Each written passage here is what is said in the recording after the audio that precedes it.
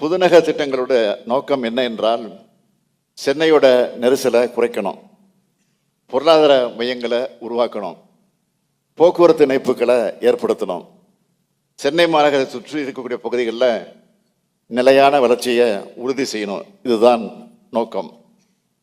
கடந்த 10 ஆண்டுகளில் இப்படியான திட்டங்கள் தயாரிக்கிற பணி தேக்கமடைஞ்சு இருந்துச்சு. அந்த நிலையை மாற்ற நம்ம அரசு முனைப்போடு செயல்பட்டு வருது. நான் கிரெடாய் ஃபேர் ப்ரோ 2023 கலந்துக்கிட்டப்போ ஒரு உறுதி அளித்தேன்.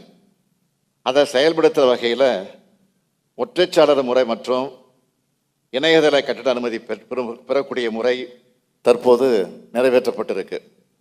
மனை மற்றும் கட்டிட ஒப்புதலுக்காக பெறப்படும் விண்ணப்பங்களை விரைவாகவும் வெளிப்படைத்தன்மையோடு குறைகளை தெரிஞ்சுக்கிட்டு செயலாற்றும் விதமாகவும் வடிவமைக்கப்பட்டிருக்கு. இந்த திட்டத்தின் கீழ் மனைப்பிரிவு மற்றும் கட்டடம் ஆகியவற்றுக்கு வழங்கப்படுகிற திட்ட அனுமதிகளோடு 45 விழுக்காடு அதிகரிச்சிருக்கு. ஒப்புதல் வழங்குவதற்கான கால அளவு 180 நாட்களிலிருந்து 64 முதல் 90 நாட்களாக குறைஞ்சிருக்கு. நம்ம திராவிட மாடல் அரசு எப்பவுமே பொதுமக்களோட தேவையை உணர்ந்து செயல்படுகிற அரசு என்பதற்கு இதெல்லாம் ஒரு சின்ன எடுத்துக்காட்டாக விளங்கி கொண்டிருக்கிறது.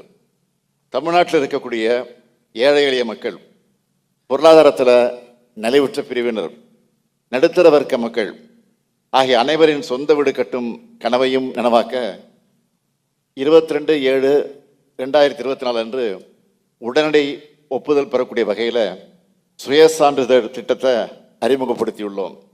இந்த திட்டத்தின் வாயிலாக 2500 சதுரடி கொண்ட மனை இடத்துல 3500 சதுரடி கட்டடப்பரப்பு வரைக்கும் தரைத்தளம் மற்றும் முதற்தளம் கொண்ட குடியிருப்பு கட்டடங்களுக்கு எந்த அரசு அலுவலகங்களுக்கும் போகாம மக்கள் வீட்டில் இருந்தபடியே சுயசான்றிதழ் முறையில் அனுமதி பெற வழிவகை செய்யப்பட்டிருக்கு.